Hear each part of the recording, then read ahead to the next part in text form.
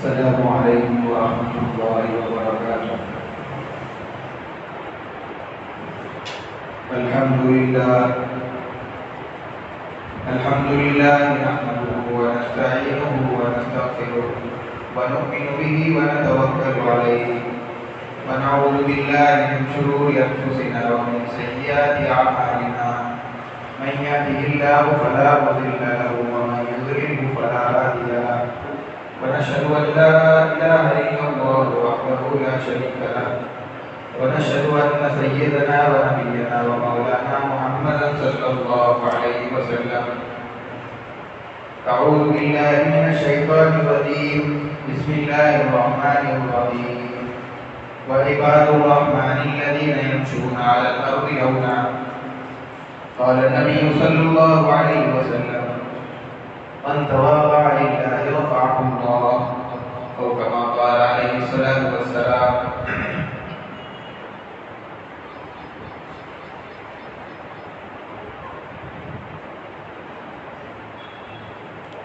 حضرات سامعین کرام،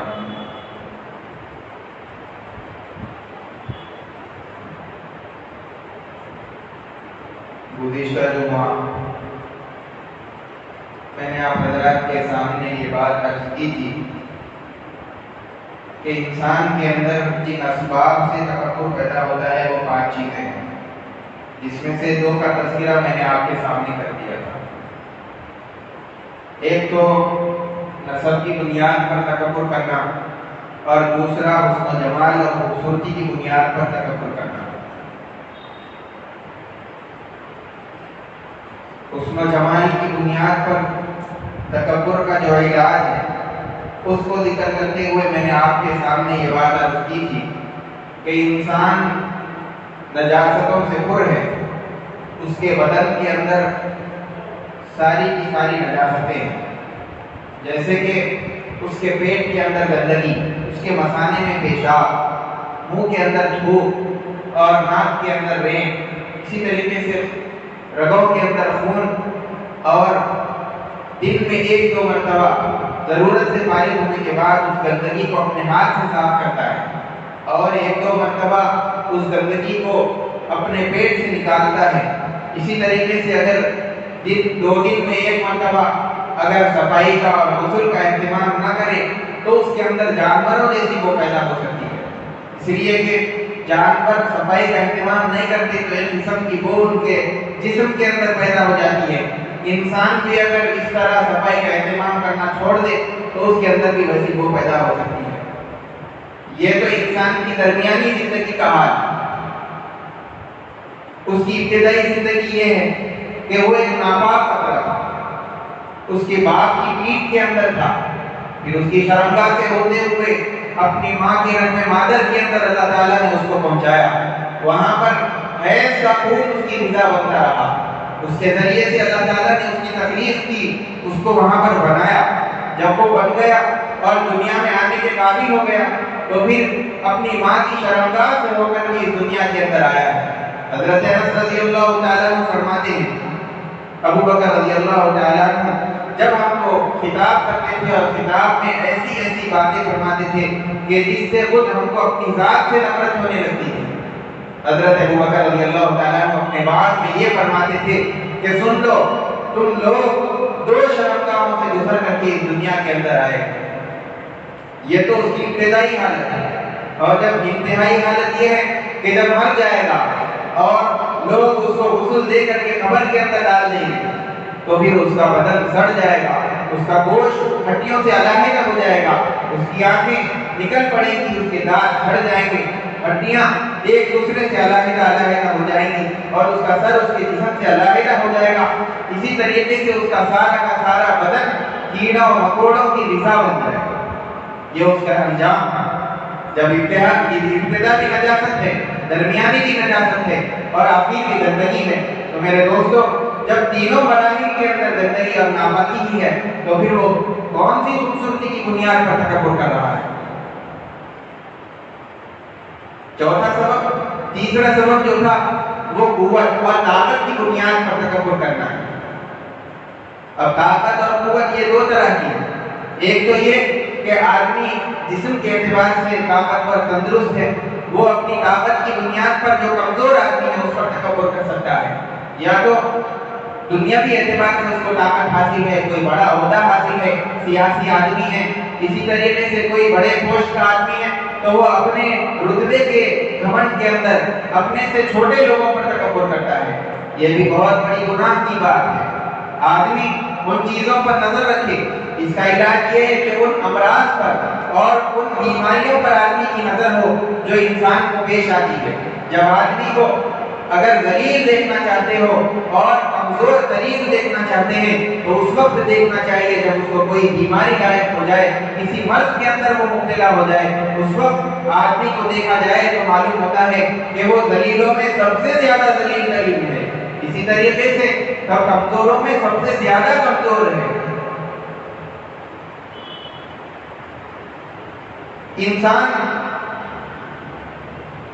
چوتھا سبب جو بیان کیا وہ مال کی بنیاد پر تکبر کرنا ہے۔ جس کے پاس زیادہ مال ہوتا ہے، یہ تکبر عموماً بادشاہوں کے اندر اپنے خزانوں کی کثرت کی وجہ سے، اسی طریقے سے تاجروں کے اندر اپنے مال تجارت کی کثرت کی وجہ سے، اور مالداروں کے اندر اپنے مال کی کثرت کی وجہ سے پایا جاتا ہے۔ مالدار فقیروں کو، غریبوں کو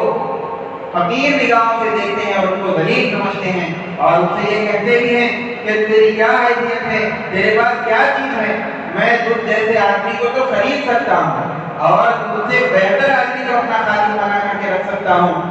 صرف میرے گھر کے اندر جو سامان ہے وہ تیرے پورے مال سے زیادہ ہے، اور ایک دن کے اندر میں جتنا خرچ کرتا ہوں سال بھر میں بھی تو اتنا نہیں کھا سکتا۔ یہ ساری باتیں مالدار آدمی اس لیے کہتا ہے کہ اس کے اندر مالداری کی محبت ہے، اور جو مال والے ہیں ان کی عظمت ہے، اور فقیری کو ناپسند کرتا ہے اور غریبوں کو ناپسند کرتا ہے، اس وجہ سے ایسی باتیں کہتا ہے۔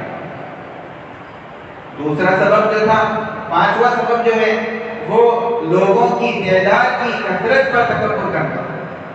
مثلا ایک آدمی ہے، اس کو کئی لوگ مانتے ہیں، تو وہ ان لوگوں کی کثرت کی بنیاد پر تکبر کر سکتا ہے،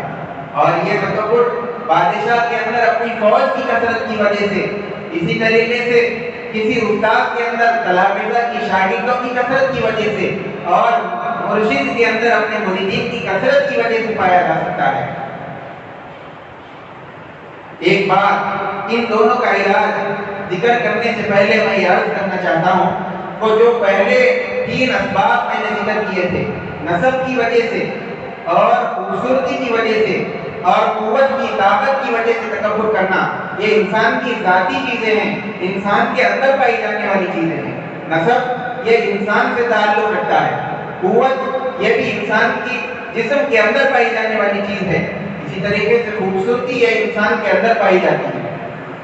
لیکن چوتھا اور پانچواں سبب جو ہے مال اور اسی طریقے سے لوگوں کی تعداد کی کثرت، یہ انسان کی اندرونی شے نہیں ہے بلکہ بیرونی شے ہے، جس کو امام غزالی رحمۃ اللہ علیہ نے اپنی کتاب یا علوم کے اندر نقل فرمایا۔ اس کے بعد اس کا علاج یہ ہے کہ آدمی جو مال پر تکبر کر رہا ہے، مال کی کثرت پر، حقیقتاً وہ اپنے مکان پر اور اپنے گھوڑے پر تکبر کر رہا ہے، اپنی سواری پر تکبر کر رہا ہے۔ اگر اس کا گھوڑا مر جائے،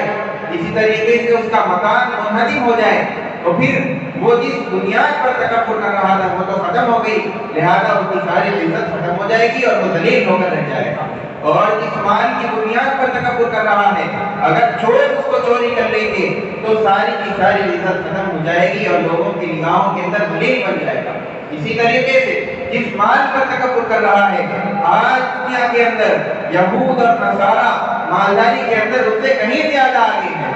تو پھر ایسی صفت پر کیا تکبر کرنا ہے جس کے اندر کافر اور یہودی نصارہ اس سے کہیں زیادہ آگے ہوں، ایسی صفت پر کیسے تکبر کیا جا سکتا ہے؟ البتہ میرے دوستو، انسان کو یہ سوچنا چاہیے کہ یہ جو چیزیں ہیں، مالداری اور اسی طریقے سے لوگ جو اس کی اتباع کر رہے ہیں، یہ اس کی ذاتی نہیں ہے۔ جب ذاتی نہیں ہے تو یہ جو ذاتی نہیں ہوتی ہے وہ دائمی ہمیشہ رہنے والی نہیں ہوتی، بلکہ ہر چیز کا ختم ہے، ایک دن وہ چیزیں بھی اس سے ختم ہونے والی ہے۔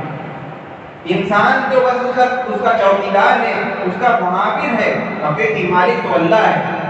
اور جو چیز انسان کی دائمی نہیں ہوتی اگر اس پر تکبر کرے گا تو کل کو قیامت کے دن وہ چیز اس کے لیے پکڑ کا اور باعث عذاب بھی کر سکتی ہے۔ حقیقی مالک تو ان چیزوں کا اللہ ہے۔ اب جب حقیقی مالک اللہ ہے تو اللہ کو اختیار ہے، تو چاہے تو اس کے پاس وہ مالداری کو برقرار رکھے اور چاہے تو اس سے وہ چیز لے لے۔ انسان تو بس ایک مملوک ہے، ایک کمزور بندہ ہے۔ پھر انسان کو کیسے زیب دیتا ہے کہ کمزور ہوتے ہوئے اس چیز کا مالک نہ ہوتے ہوئے بھی ان چیزوں پر تکبر کرے۔ انسان تو اپنے بدن کا مالک نہیں ہے، ایک عضو کا ایک حصے کا بھی مالک نہیں ہے۔ جب اپنے بدن کا مالک نہیں ہے تو دوسری چیزوں کا کیسے مالک ہو سکتا ہے؟ انسان کو تو اپنے بدن کے کسی حصے پر، طاقت پر، کسی طریقے سے عزت، کسی بھی چیز پر تکبر کرنے کا حق نہیں ہے، تو جو انسان کی خود اپنی نہیں ہے اس پر تکبر کرنے کا حق کیسے حاصل ہوگا؟ میرے دوستو سن لو، تکبر ایسی چیز ہے جس کی وجہ سے انسان کے اندر دوسری برائیاں بھی پیدا ہو جاتی ہیں۔ جب انسان تکبر کرتا ہے، دوسرے کو حقیر سمجھتا ہے، تو وہ سوچتا ہے کہ سامنے والے کو کسی نہ کسی طریقے سے ذلیل کیا جائے۔ اب جب وہ اس کے ذلیل کرنے کے راستہ اختیار کرتا ہے، اس کا راستہ چنتا ہے، تو پھر ذلیل کرنے کا طریقہ یہ ہے کہ اس کے عیوب کو، اس کی کمیوں کو تلاش کیا جائے۔ لہذا سامنے والے کی غلطیوں کو ٹٹولنا شروع کر دیتا ہے، عیب جوئی شروع کر دیتا ہے، اور اس کی دوسروں کے اندر لگ جاتا ہے کہ اس کی کوئی غلطی مل جائے، اس کو جیسے لوگوں کے درمیان مشہور کرو اور اس کو ذلیل کرو۔ اب جب کوئی غلطی اس کو مل جاتی ہے وہ پھر لوگوں کے درمیان میں بیان کرنا، اس کو ذلیل کرنا، اس طریقے سے وہ غیبت کے اندر مبتلا ہو جاتا ہے اور دوسروں کی برائی کرنے لگتا ہے۔ اور جب آدمی اپنے آپ کو بڑا سمجھنے لگے گا تو پھر کسی کے ساتھ حسن اخلاق سے پیش نہیں آئے گا۔ اس طریقے سے میرے دوستو تکبر ایک ایسی چیز ہے جو کئی گناہوں کا مرکز اور مجموعہ ہے۔ جب آدمی کے اندر تکبر آ جائے تو پھر کینہ، حسد، اسی طریقے سے بد اخلاقی، غیبت اور دوسری کئی برائیاں انسان کے اندر پیدا ہو جاتی ہیں۔ اس کے علاوہ برائیاں تو پیدا ہوتی ہی ہیں، اچھائیوں سے بھی محروم ہو جاتا ہے، اور سب سے بڑی چیز تو یہ ہے کہ وہ تواضع جیسی عظیم صفت سے محروم ہو جاتا ہے، جس کو اللہ تبارک و تعالیٰ نے مومنین کی پہلی صفت بیان فرمایا، الذین یمشون علی الارض ہونا، ان کے اندر تواضع عاجزی پائی جاتی ہے۔ اس چیز سے آدمی محروم ہو جاتا ہے۔ تواضع کے بعد اور کئی اچھائیاں ہیں جس سے آدمی محروم ہو جاتا ہے، جیسے لوگوں کے ساتھ اچھے اخلاق سے پیش آنا، ان کے ساتھ بھلائی کرنا، ان سے نرمی سے بات کرنا اور وقت ضرورت ان کی مدد کرنا۔ ان سب چیزوں سے آدمی محروم ہو جاتا ہے اور اچھے اخلاق سے آدمی ہاتھ دھو بیٹھتا ہے۔ میرے دوستو اس لیے ضرورت ہے کہ یہ تکبر کی بیماری کسی سبب سے انسان کے اندر پیدا ہو، اس کا علاج اختیار کر کے اس کو ختم کرنا اور اپنے اندر تواضع جیسی صفت کو پیدا کرنا بہت ضروری ہے۔ اللہ تبارک و تعالیٰ نے اسی لیے یہ بات بیان فرمائی، الذین یمشون علی الارض ہونا، کہ جب اللہ تبارک و تعالیٰ مومنین کی اور اپنے مخصوص خاص بندوں کی جب صفات بیان کرنا شروع کیے تو سب سے پہلے کئی صفات تھے، نمازی ہے، زکات دینے والے ہیں، نماز پڑھ تہجد گزار ہیں، یہ سب چیزیں بیان پہلے کر سکتے تھے لیکن اس کو بعد میں بیان کیا۔ سب سے پہلے جو صفت اگر بیان کی ہے وہ تواضع کی بیان کی ہے، اس لیے کہ اگر آدمی کے اندر تکبر ہوگا تو یہ ساری صفات سے وہ محروم ہو جائے گا۔ اب جس طریقے سے تکبر انسان کے اندر ہوگا تو جس طرح وہ ایک برائیوں کا مرکز تھا، کئی برائیاں اس کے اندر جمع ہو رہی تھیں تکبر ہی کی وجہ سے، تو اگر وہ اپنی زندگی کے اندر تواضع و عاجزی پیدا کرے گا، اسی طریقے سے تواضع جس طرح تکبر مجموعہ ہے برائیوں کا، تواضع اچھائیوں کا مجموعہ ہے، اپنے اندر عاجزی پیدا کرے گا، اس میں اخلاق بھی آئے گے، لوگوں کے ساتھ اچھا برتاؤ بھی کرے گا، وقت ضرورت کام بھی آئے گا، غیبت سے بچے گا، اللہ کی نافرمانی نہیں کرے گا، بہت ساری اچھائیاں تواضع کے ساتھ آتی ہیں۔ اسی لیے سب سے پہلے یہ بات ذکر کر دی کہ مومن جو ہوتا ہے اس کے اندر تواضع ہوتی ہے۔ اب تواضع جب پیدا ہو گیا تو بعد کی مومنین کی آگے 11 صفات جو بیان کی انسان کے اندر دھیرے دھیرے آتی چلی جاتی ہیں۔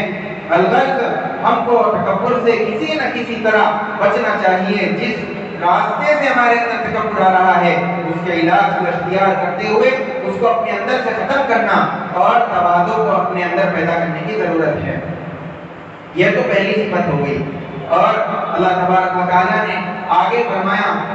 وَإِذَا خَاطَبَهُمُ الْجَاهِلُونَ قَالُوا سَلَامًا، کہ جب جاہل لوگ، نادان لوگ ان سے جھگڑنے لگتے ہیں اور الجھنے لگتے ہیں تو وہ لوگ ان سے جھگڑا نہیں کرتے بلکہ ان کے ساتھ نرمی کا معاملہ کرتے ہوئے ان پر سلامتی بھیج کر کے آگے چلے جاتے ہیں اور السلام علیکم کہہ کر کے آگے بڑھ جاتے ہیں۔ ان سے جھگڑا کرنا، ان سے الجھنا، ان سے جنگ و مباحثہ کرنا یہ مومنین کی صفت نہیں ہے۔ انشاءاللہ تفصیل سے اس پر آگے آئندہ جمعہ گفتگو کی جائے گی۔ اللہ تبارک و تعالیٰ سے دعا ہے کہ ہمارے اندر